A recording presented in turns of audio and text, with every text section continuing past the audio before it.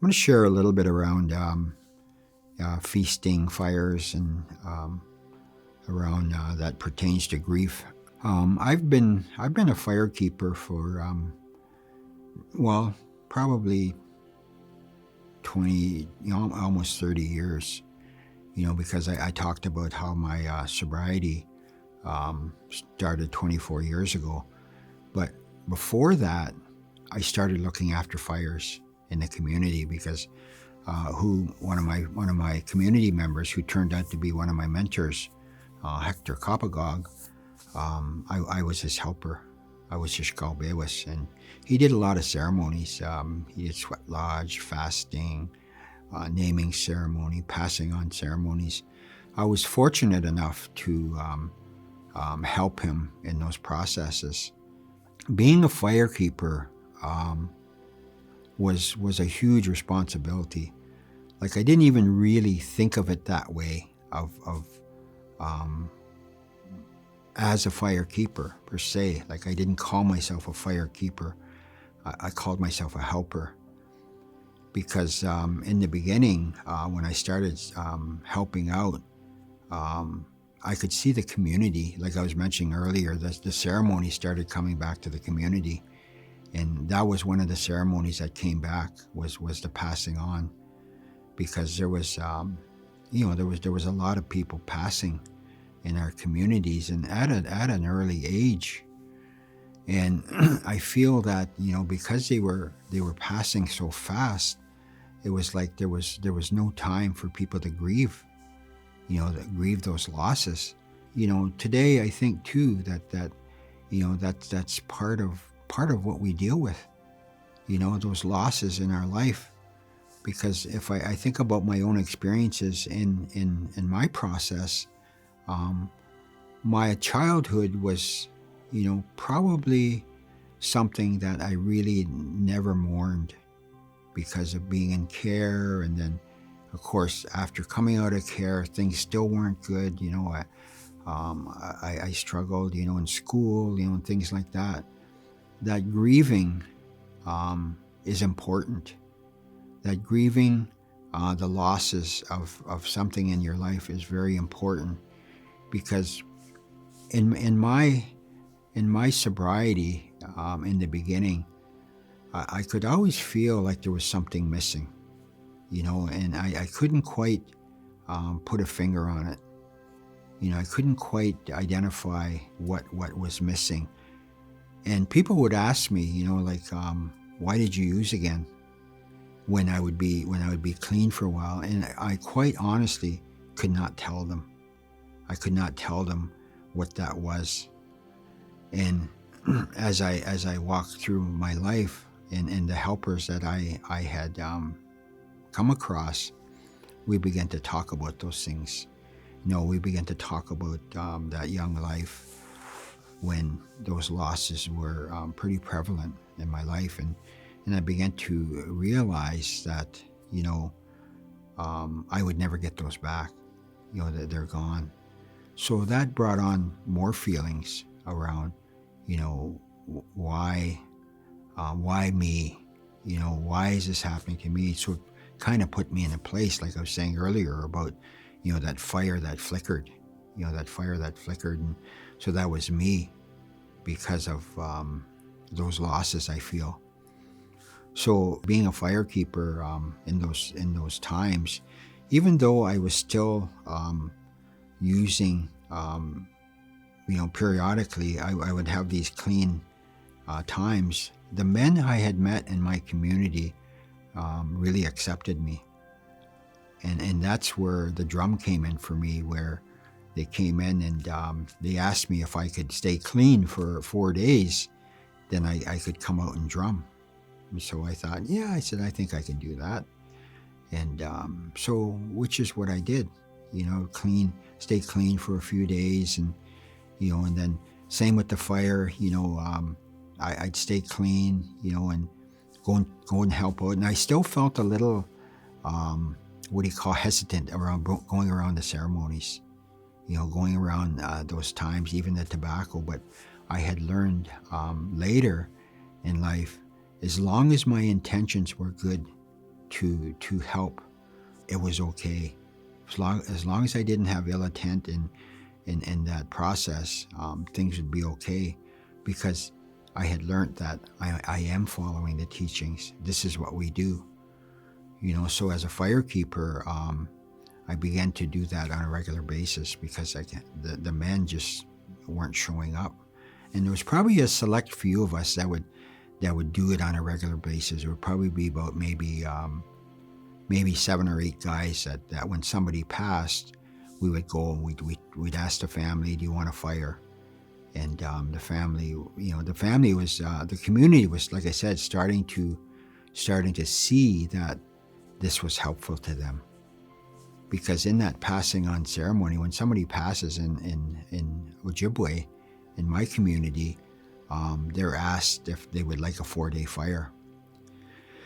And those are really beautiful teachings, because when we would ask them, they would say, yes, can you start a fire? So when somebody passes, like if somebody passed that day, there would be somebody in the community who would go to them right away to say, we can do that fire for you. Would you like the fire? Because now the spirit, that spirit of that person who passed, there is no vessel for it to guide anymore. So that's the reason why those fires are made, because what guided us through life was this emotional, mental, and physical being. That's what guided us through life. So now we were just spirit again. And so the fire itself was a guide, when we would light that fire. And usually it was myself and my Hector in the beginning, until other guys got on, we'd go and we'd start the fire. And when I think about that fire, and some of the teachings I've had and why we would start that, is because that's what the Spirit knows. The Spirit knows that this fire is for them, because it came here with those teachings. It came here knowing that fire was part of their teachings. That's what would help them. So when we lit that fire, the Spirit would, it's almost the way I see it, I would see we've been guided through this life by this physical vessel for however long, 60, 70, 80, 90 years. This is what guided us. So I feel like when this vessel is not guiding us anymore, it's kind of a little bit of a shock, to that spirit, because then there's a little confusion, when it's not guiding anymore. But once that fire is lit, it knows that. It knows that this fire is for them. It knows that it's time to go back to the spirit world. And that fire is lit for 4 days. And there's teachings, there are teachings for those 4 days to help that spirit go back in a good way. So, in terms of grieving and loss, I would think that, anybody who has lost somebody should think about that, should think about how they can help their spirit. Because in those teachings, that spirit that has gone on, it wants us to have a good life here. When it on those 4 days, one of the teachings I've heard is that it looks back at us, and it keeps going because it knows that it's time to go home, but it does look back.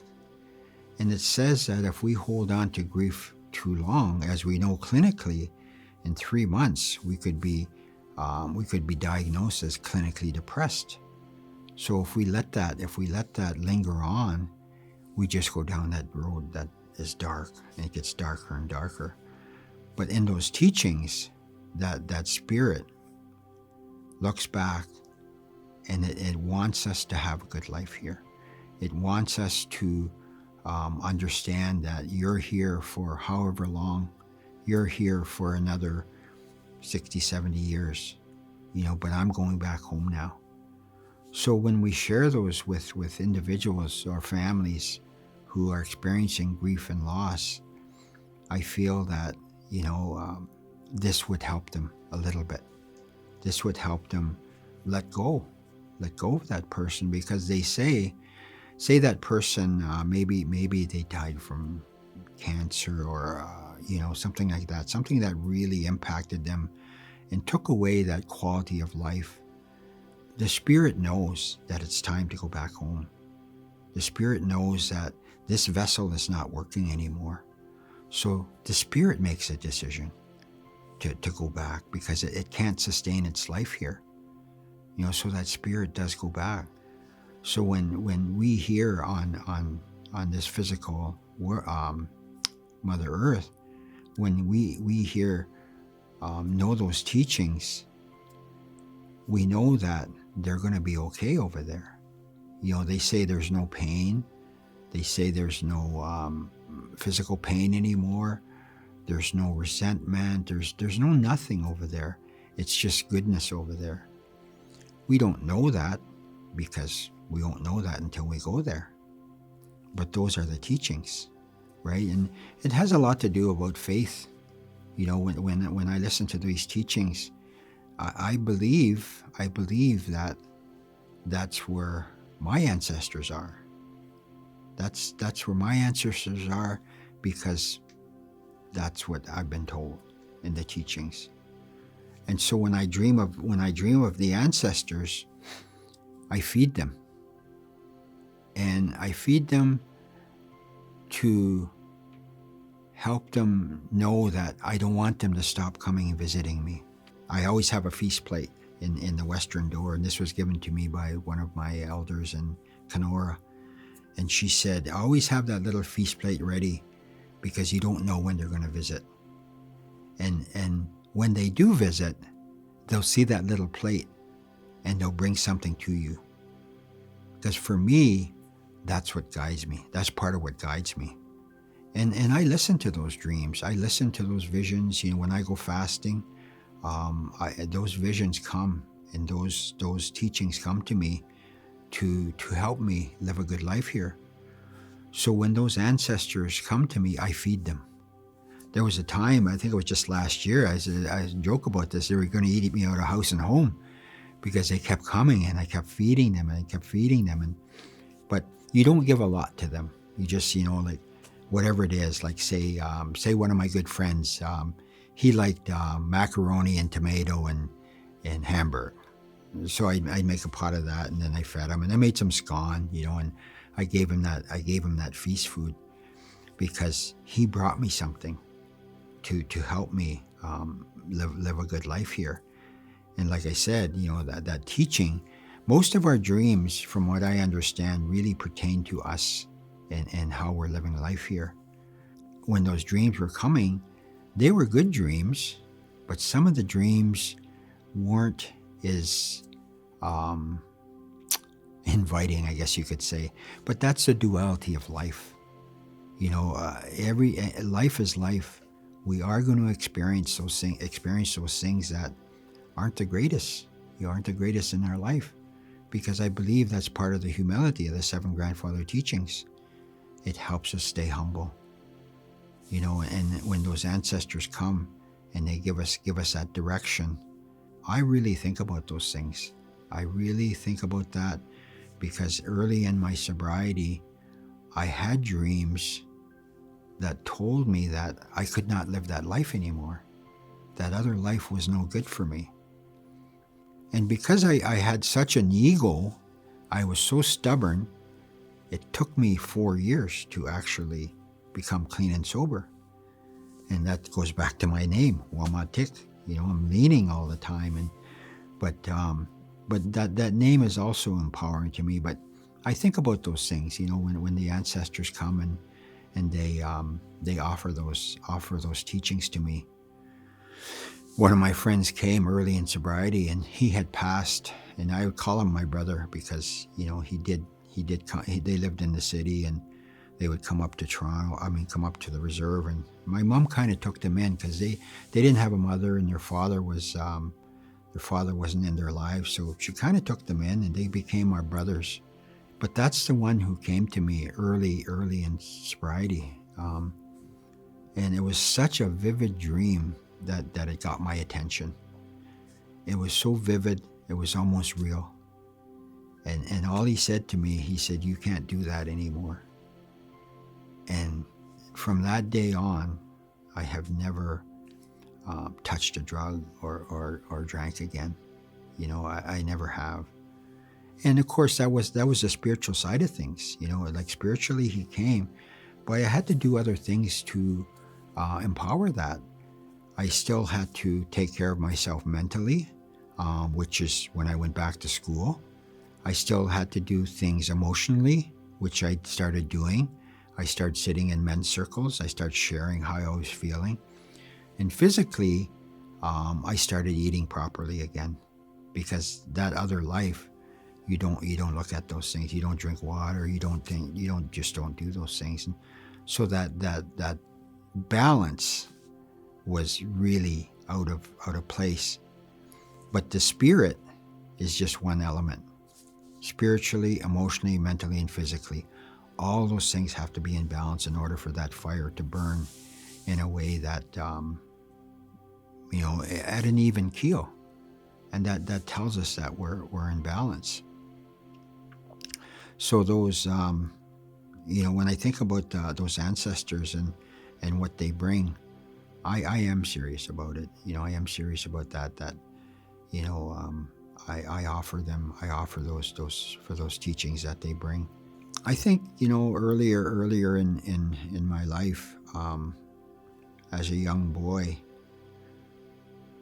I did really think about the land a lot, because I would go out and I would be on the land. Like growing up with my friends, we didn't have a lot. I feel in my little community, my little neighborhood on the reserve. It seemed like we all had a well. We all had a spring, because we all carried water. We didn't have running water. We didn't have washrooms, and we had hydro. We didn't have indoor plumbing. So all of us had wells. So like spring wells. So in my community, there was about 5 homes, and in those homes there was guys. There was guys that I grew up. They became my friends, my lifelong friends. And you'd go down the road to my aunt's place, and my cousins, they had a well. There might be 4 or 5 houses there that supplied them. And so that's how our community was, and when I think about that, in terms of some of those losses, like when we lost the wells at home, when they brought in running water, all those wells left. Those were gone. And even a little thing like that, like the grieving process, I didn't realize it at the time, but that was a time when I loved being down there with my friends. I loved, playing down by the water, down by the well. And somebody had washing day, and I'd go back home and my mom would say, "What's taking you so long?" But I'd be playing down by the well. So she'd say, if you're going to get your washing done today, you got to get the water up here. So then I had to tell my friends, okay, I got to finish my duty here. But again, those losses, those grieving processes, those were the things I thought about later. I thought about those times, and those friends would come. Those friends would come to me at those times and share things with me. And my good friend, like I was saying earlier about going up to the lake, it was him that I started crying about, because I didn't grieve his process. I don't even think I was on the reserve then when he passed. And because I lived quite a few years off the reserve, working off the reserve, and but I don't even think I grieved him. But it was the water that I believe, even though I was walking on the ice, the water was below me. That's how those emotions came up. But getting back to that fire and that passing on ceremony, there is a process. There is a process that we do, and we do it because the spirit, that's what it knows. That's why we try to keep ceremonies as much as we know how they've been passed on. We try to keep that protocol. We try to do it in a way that because that's what the Spirit knows.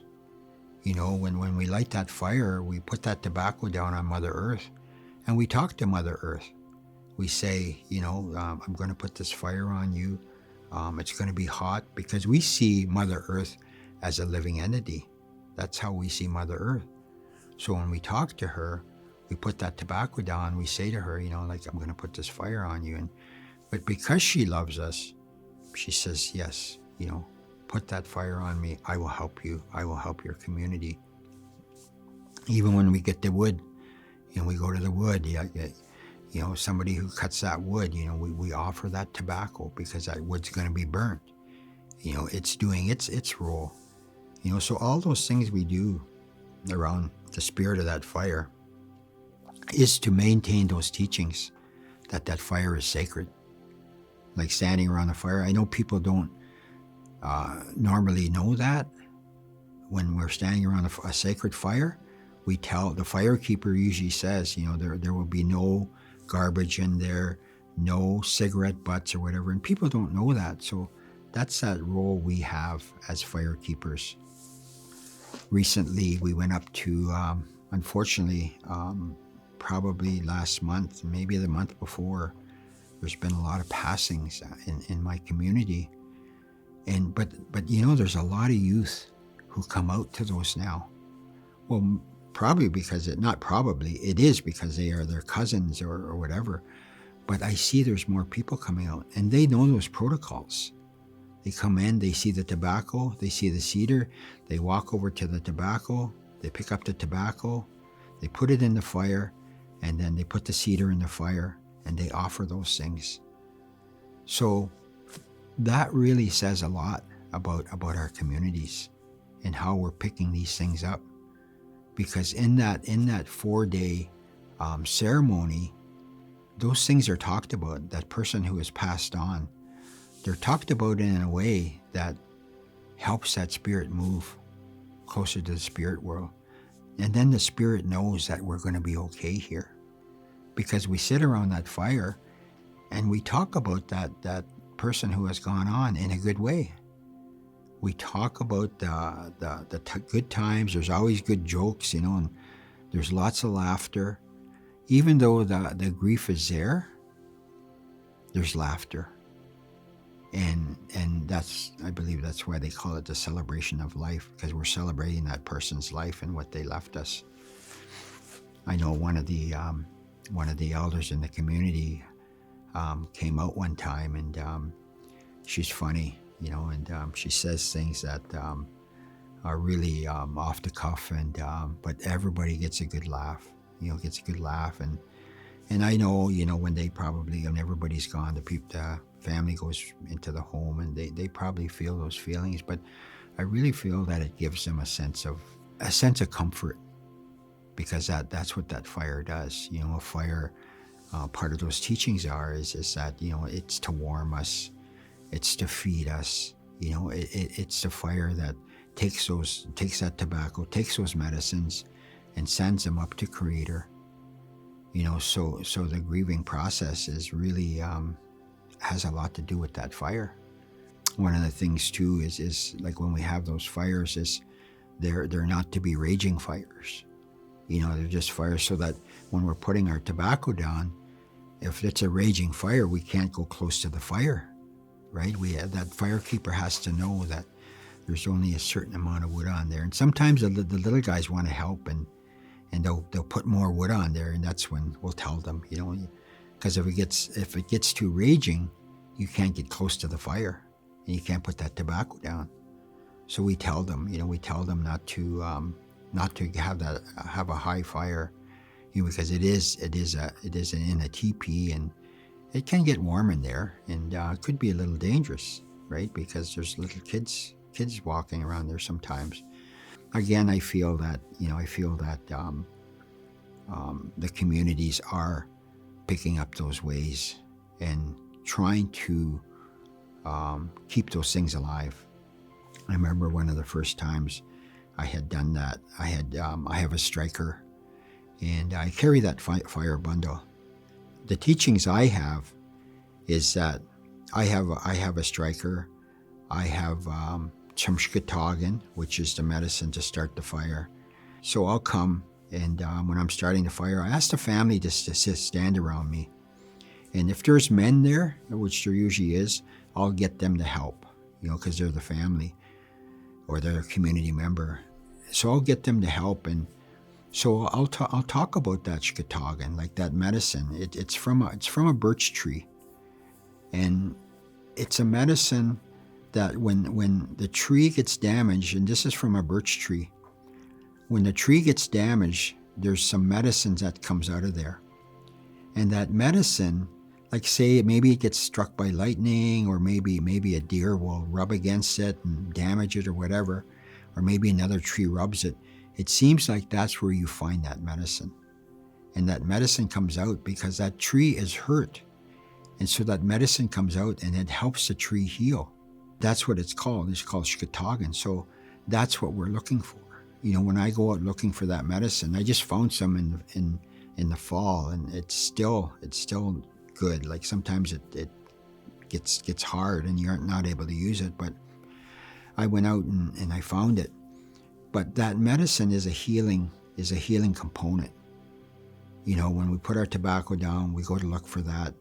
As a firekeeper, we'll find it, and we keep it in a container that it's going to stay good, because it's supposed to stay soft, so that it starts better.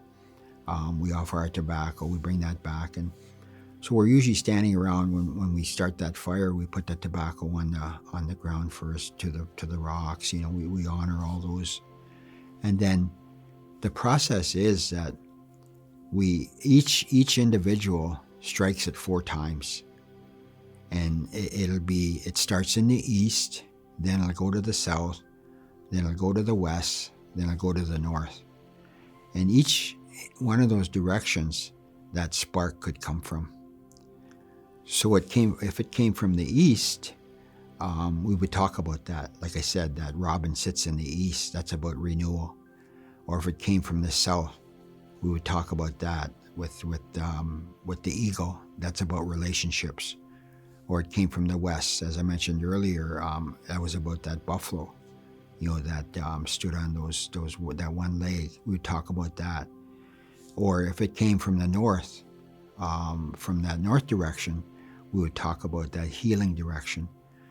So it could come from any one of those directions, and we can't really say, well, I'm going to start this fire and I want it to come from the north because we all need healing. But that's not the way it is. That fire will come from either one of those directions, and it usually means something to those people standing around, or even one of those ones helping to start that fire. You don't have any control over that. That spirit, that's the spirit of the fire. So when that spark jumps onto the Oshkideyweywin, that's really an indication of pure spirit of that fire, because it's 2 entities coming together to help in the healing process. So as a firekeeper, I took that very seriously, because I knew I was working with fire, and I knew how important that was to me and the families and the people standing around there at that particular time. So I took that very seriously, and the bundle I carry, that didn't just come to me. It took me about 7 years to get a fire bundle. Before I had a bundle, I would always use my mentor's bundle, and I would start the fire. And as I did it more and more, the people began to ask me, say, how come you don't have a bundle? And I never really thought about it. And then they said, you should have a bundle. So one of the first things that came to me was a big eagle fan, so that I could fan the fire. And in our teachings, we use that fan to start a fire, because this breath we're given, that's for us. The fan, the tools are to help us live. So when I've seen people, I used to do it, blow on a fire to blow the fire to get it going. That breath is for us. That's why that fan came to us, so that we could fan that fire in a way that starts it. And for me, I always carry stuff from the land, like grass, so that I can make a bird's nest, what they call. And I would wrap that in a it looks like a bird's nest. Then I have the shkatogan, and I put that shkatogan in there, and then I fan it. And usually it starts, and then in our fire, one of the teachings I have is that fire comes from the south. So we always leave a little opening for the fire. When we stack our wood, we put that little nest in there when it starts. But again, those teachings come from each of those directions. And say I shared something around that buffalo in that west direction, or it's a doorway of the ancestors. I might share about that. I might share that the spirit knows that it's time to go home. I might share something like that. It means something. It means something to those individuals in there, and that's the empowering part of it. The empowering part of that spirit, of that fire. It helps people know that it's going to be all right. It's almost like, because in some cases there's been traumatized, that death has been traumatizing, like they've died suddenly. It helps those people know that things are going to be all right. But there is a grieving process, and we're here for you, especially when the community comes together. They know that family will for 4 days, that family doesn't have to do anything. They don't have to do laundry. They don't have to cook. If they're small ones, they'll get helped with that. Like the whole community comes together and they help that family grieve. And I think that process has been kind of marred, by how society is today. We don't give ourselves the time to grieve. And if we don't give ourselves the time to grieve, we will experience that. So again, that fire that we start for ourselves and the community, that's such an important time, that we can sit there and just be, just be with ourselves and feel that safety. Like I was saying earlier, the trauma, when anybody passes, whether it be somebody who has lived a long life, there's still a certain amount of trauma that happens because those people are gone now. Even though I have all this information, I have lots of theory about, how to deal with grief. Grief is grief, and you have to go through it. You have to sit with it and kind of let it run its course. But in the same time, you can be getting support. You can be getting support on how, on what you're feeling, and one of the things too that I remember about that is that those losses, I really think that's a big thing, is that you acknowledge those losses in a way that, like say my sister in care, who is really close to me, I couldn't call her anymore. I couldn't call her in the morning and say hello, and we would have such good chats, and all of a sudden that's gone. That's gone, and you don't know it, but it kind of sneaks up on you. And then you're sitting there, and then all of a sudden, the tears start to flow. Or I was driving back from home one time, and a song came on, and it was her favorite band, and the emotions just came over me, and that was probably about maybe 4 or 5 months in, after she had passed, and so, that was a little concerning to me, but I did talk about it, a lot. I got support around it, but again, it really indicates that, that loss that I had, I also had those teachings around where she was going. She was going to a good place. She was going to see my mom. She was going to see my dad. She was going to see, her uncle. Her uncle was she had a good relationship with my Uncle Joe. And then I thought about those things. I thought about that she's okay over there. But again, it goes back to, They want us to be okay over here. They want us to carry on and live a good life. I think, you know, when we're thinking about that fire, and we're offering that tobacco, and we're asking Creator to hear our prayers, I truly believe they happen. You know, I truly believe that we are being heard. It goes back to that teaching of the eagle, how that eagle will take our prayers to Creator and carry them up there. I think that's all I have to share around that topic. And miigwech.